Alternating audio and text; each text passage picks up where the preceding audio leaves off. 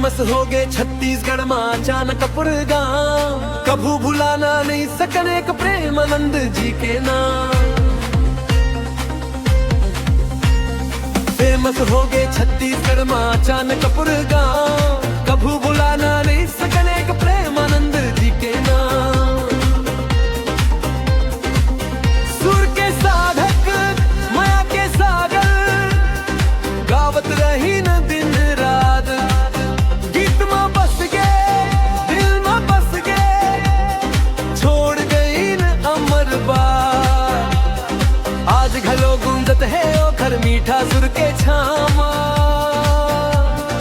कभू भुला नहीं सकने का प्रेमानंद जी के नाम।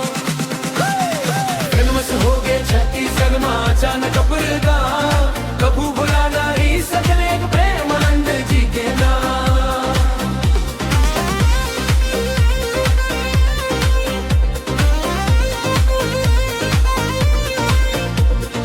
मंच में आके जादू बिखेरे झूमे सकल समाज, गाँव गाँव शहर शहर में गाइस कभू नहीं करी चला। चले गई न दूर गगन में छोड़ गई न अपन था, कभू भुला नहीं सकने का प्रेमानंद जी के नाम। फेमस हो गए छत्तीसगढ़ में अचानक गाँव, कभू भुला नहीं सकने का प्रेमानंद जी के नाम।